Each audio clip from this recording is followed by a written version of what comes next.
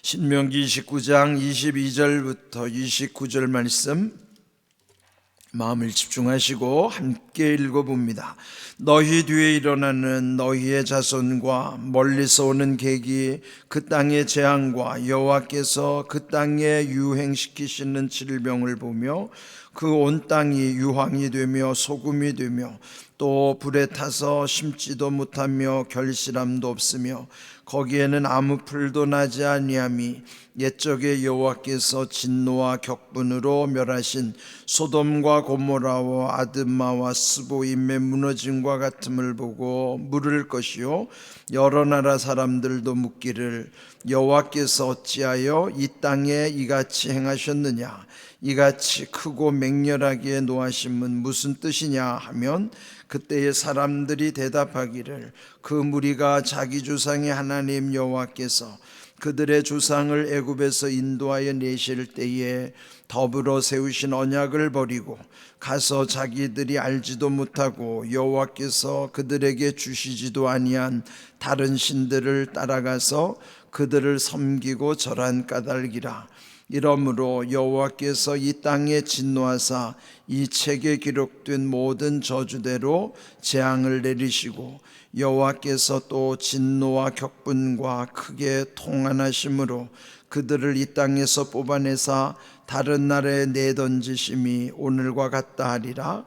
감추어진 일은 우리 하나님 여호와께 속하였거니와 나타난 일은 영원히 우리와 우리 자손에게 속하였나니 이는 우리에게 이 율법의 모든 말씀을 행하게 하심이니라. 아멘. 29장의 결론은 오늘 제목처럼 감추어진 일, 나타난 일, 이렇게 맞춰지고 있습니다. 감추어진 일이라고 하는 것은 하나님만이 아시는 것이죠. 오늘 이 마지막 절에 표현된 대로 감추어진 일은 하나님께 속한 것이고, 나타난 일, 쉽게 말하면 나타내 주신 일이겠죠. 그동안에 감추어진 일이 우리에게 나타내 주심으로 말미암아 비로소 우리는 깨닫게 되고 알게 되는 거예요. 감추어진 일은 하나님만이 아실 것이고, 그것 가운데 아주 지극히 작은 나타내 주신 일만 겨우 우리는 깨달아 알 뿐이에요. 그러면 우리는 하나님의 섭리를 우리는 알 수가 없는 것이죠.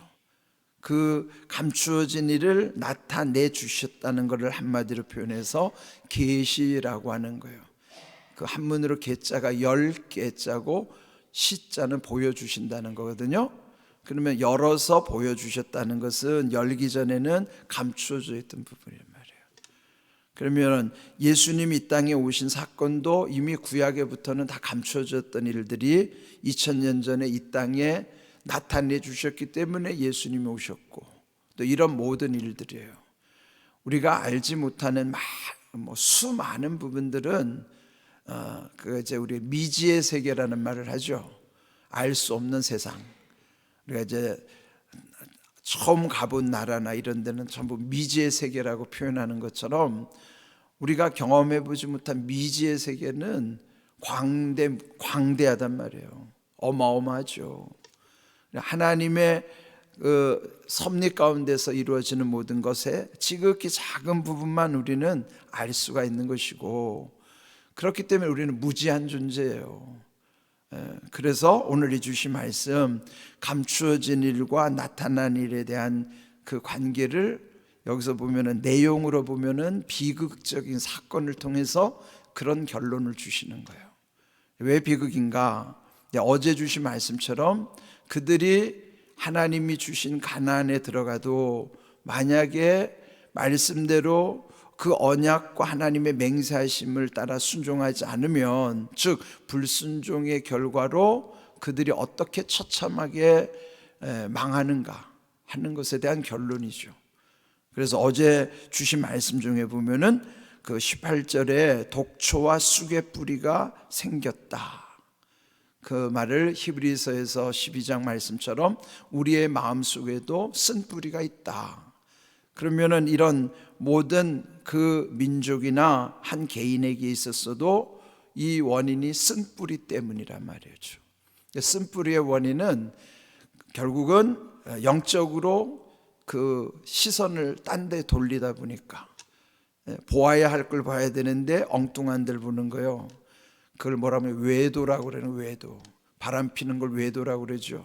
봐야 될 걸 안 보고 엉뚱한 데 자꾸 보는 걸 외도한단 말이에요. 하나님께도 우리가 외도한단 말이에요. 우리가 부부관계에서만 외도가 있는 게 아니라 하나님과의 관계에서도 우리가 외도한단 말이에요. 그게 불신앙이고, 그리고 또 불순종이라고 말이죠. 그 결과가, 그 쓴뿌리로 인하여 결국은 우상에게로 끌려가고 결국 무너지는 거예요. 그런 저주에 대한 결과로 이제 오늘 읽은 22절 보면은 그렇게 처참하게 망했을 때 22절, 너희 뒤에 일어나는 너희의 자손, 그러니까 후대들이죠.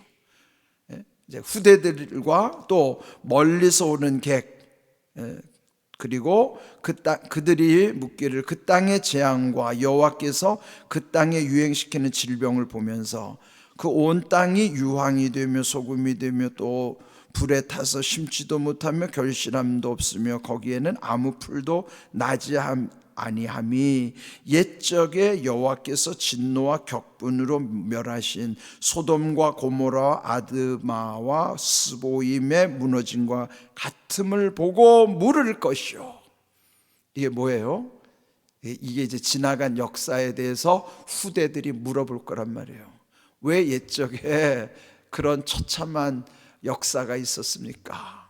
여기에 보면 소돔, 고모라, 아드마, 스보임, 거기에 이제 소알이라고 하는 지역까지 포함하면 옛적 그들의 조상 아브라함이 살던 고대 가나안, 그러니까 지금 이들은 가나안 땅으로 들어가는데 가나안 땅 들어가기 전에 이미 그들의 조상인 아브라함적 고대 가나안에서 하나님을 대적했다가 무너졌던 도시들이에요. 이 도시들이 소돔과 고모라는 잘 알죠. 그 옆에 또 함께 있었던 아드마, 스보임, 소알이라고 하는 이런 5 성읍들이 하나님을 대적하다가 다 멸망당한 도시들이란 말이에요. 그렇게 처참하게 그 아브라함 시대 때도 그런 하나님의 진노가 있었는데, 만일 너희들이 그 땅에 가서 또 하나님을 제대로 섬기지 않고 그렇게 되면 결국 너희들도 그렇게 된다. 이런 얘기죠. 그렇게 됐을 때 후대들이 너희에게 물어볼 것이다. 또 뿐만 아니라 24절 보면 여러 나라 사람들도 물어볼 것이다. 그러니까 후대 사람들이 물어볼 것이고 또 다른 나라 많은 열방의 나라들에 물어볼 거란 말이에요. 그 물어보는 이유가 보면 여기 이제 24절에 나와요. 어찌하여라는 말이 나오거든요. 여호와께서 어찌하여 이 땅에 이같이 행하셨느냐? 이같이 크고 맹렬하게 노하심은 무슨 뜻이냐? 어찌하여라고 하는 것이 쉽게 보면 왜 그랬습니까? 그런 거예요. 왜를 묻는 거예요. 왜? 영어로 하면 why를 묻는 거예요. why. 그러면 의미를 묻는 말이에요. 이게 무슨 의미입니까? 옛적에 어떻게 하나님이 그렇게 끔찍히 여기시고 사랑했던 그 백성이 저렇게 처참하게 무너졌습니까? 왜 그랬습니까? 하나님이 왜 그러셨을까요? 를 묻는 거예요. 왜를 묻는 거예요. 이유를 알아야죠. 그래서 그 이유가 풀리면 많은 사람들에게 경각심을 줄 거 아니겠어요? 그렇게 묻는 거예요. 그러니까 우리 인생에도 자꾸 물어야 돼요. 왜 이런 일이 내게 일어날까? 왜? 어찌하여? 근데 이런 의미를 묻는 질문들이 내 안에서 풀려지고 거기에 그래 그렇구나라고 하는 답이 있어야 그 다음에 방법이 생기는 거예요. 길이 열리는 거예요. 영어로 말하면 how가 생기는 거예요. 영어에 보면은 묻는 질문이 6가지 육하 원칙이 있죠. 그 육하 원칙 중에 마지막 끝에 2가지 물어야 될 것이 why와 how를 물어야 돼요.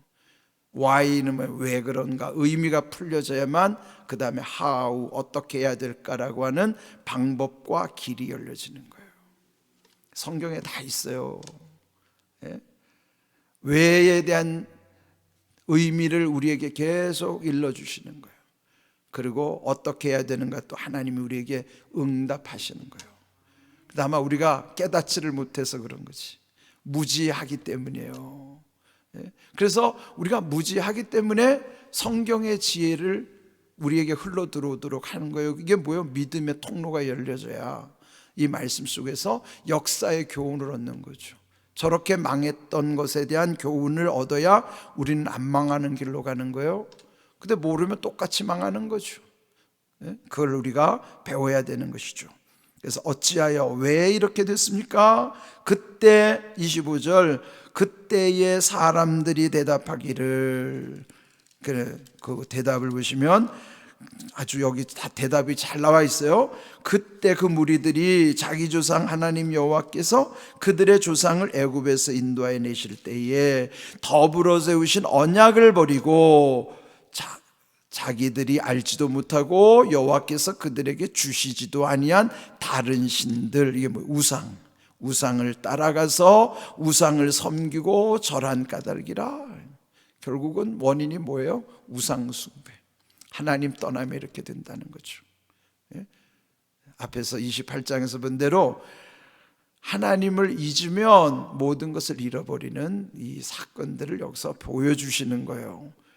우리 안에도요, 모든 문제가 하나님을 떠나면서부터 이제는 희망이 없어지는, 소망이 없는 거예요. 그런 사건을 통해서 27절 이러므로 여호와께서 이 땅에 진노하사 이 책에 기록된 모든 저주대로 재앙을 내리고, 그 말씀대로 기록한 대로 하나님이 진노하시고 그 땅에 재앙을 내리신다 하는 거예요.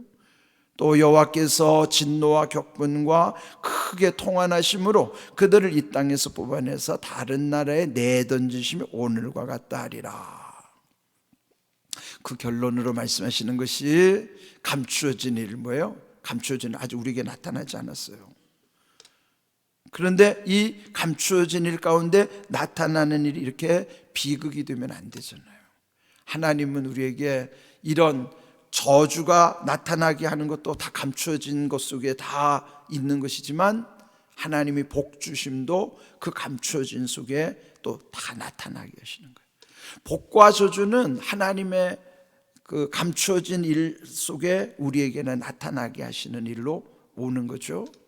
그러면 결국 하나님과의 우리의 관계 속에서 이런 모든 것이 이루어지게 하신 것입니다. 그래서 사실 이제 29절 결론이 감추어진 일은 우리 하나님 여호와께 속하였거니와 나타난 일은 영원히 우리와 우리 자손에게 속하여 있다. 결국 우리에게 계시해 주신 것만을 통해서만 우리는 알 수 있어요. 그나마 우리에게 완전하게 주신 게 하나님의 말씀 성경이라고요. 그나마 성경 속에서 하나님의 섭리를 깨닫고 하나님의 뜻을 발견할 수 있는 거예요. 그렇지만 여기에 이 안에 다 담지 못한 것도 하나님은 하나님의 우리가 어떻게 다 알겠어요? 모르죠. 최근에 이 튀르키예에서 이 지진이 일어난 사건을 그걸 미리 감지하고 미리 대비할 수 있었다면은 그런 일 안 당했겠지만은 우리 인생이 그렇게 미래를 내다볼 수 없어요. 아무리 과학기술 문명이 발달한다 하더라도 그거를 우리 해결할 수 못하는 게 인생이란 말이에요. 그런데 그 이제 지진이 일어난 다음에 그 CCTV에 잡혔던 영상 한번 잘 보세요. 그게 새벽에 지진이 일어났는데 가로등 불빛에 갑자기 막 무슨 새들이, 온갖 새들이 막 그 이상한 소리를 막 괴성을 지르면서 막 바삐 하늘을 날아다니는 거예요. 그러면 이미 새떼들이나 짐승들은 벌써 지진이 오기 전에 감지를 하는 거죠. 막 그런 현상이 일어나다가 얼마 후에 멀리서부터 하늘에서 섬광이 번쩍하더니 가로등에 불이 퍽 나가고 그때부터 막 땅이 흔들리고 뜨드드드드 하는 게 그냥 건물이 무너져 내리는 그게 막 보여지는 거예요. 저는 그걸 보면서 뭐가 느껴졌냐면, 야, 마지막 최후의 심판이 저렇겠다. 두려운 거예요. 예? 그게 막 영상에 보이니까, 찍혀 있는 걸로 보여지니까 속수무책인 거예요. 아무것도 할 수가 없는 거예요. 갑자기 막 그냥 그런 광란의 현장이 벌어지는 것이. 근데 여러분, 이게 우리가 지금 우리하고는 무관한 게 아니라고요. 그 지진이라고 하는 게 지금 그 나라뿐만 아니라 우리 가까운 일본이 지금 여기 지진판 위에 올라가 있잖아요. 그 나라는 지금 일본도 지금 안전지대가 아니에요. 그게 그 지진판 위에 세워진 나라가 일본이란 말이에요. 그러면은 거기보다 더 큰 지진이 거기 발생할 수 있다는 거예요, 지금. 그럴 때 예측 결과 지금 거기 튀르키예 지금 사망자가 10만 명이 넘을 거라고 지금 예측을 하는 거예요. 근데 만약에 똑같은 사건이 일본에서 일어나면은 도쿄에만 30만 명이 넘게 죽을 거라는 거예요. 그런 지진이 흔들리면은 그 지진의 파동이 한반도를 충격을 주면 우리 안에는 미세한 지진들이 움직이고 있는데 그거를 깨워놓는다는 거죠. 그러면 그 큰 충격이 이 한반도에 잠자는 지진을 깨워놓으면 여기도 이제는 안전지대가 아니라는 거예요. 우리나라도. 이게 두려운 현실이죠. 여러분, 이게 우리가 이런 두려운 현실에서 살 때 정신 차려야 돼요. 뭐예요? 하나님 잘 믿어야 된다고. 좀 이 땅에 소망 두다가 이 땅에 망함으로써 다 끝나면 어떻게 하겠어요? 적어도 우리는 천국의 소망 가운데 그래도 이 땅에서 하나님께서 긍휼을 베푸시고 이 나라를 지켜주시도록 우리가 기도해야 된다고요. 정신 차리고 기도하고 살아야지. 정말 우리가 이 위험한 시대를 사는 겁니다. 감추어진 하나님의 일 속에 무슨 일이 일어날지 우리는 아무도 몰라요. 그러니까 나타내 주실 일이 우리에게는 정말 하나님의 약속 가운데 은혜의 이런 결실이 이루어지도록 저주가, 감추어진 저주가 우리 가운데 임하지 않고 감추어진 복이 우리 가운데 나타나도록 해야 되지 않겠어요? 이게 우리가 하나님께 구해야 되는 거라고요. 제발 좀 기도하는 일에 전심하자고요. 그리고 40일 전교회 특별 새벽 기도에 여러분 이번에 각별한 마음 가지고 나오셔야 돼요. 우리 잠든 영혼들을 깨워내야 됩니다.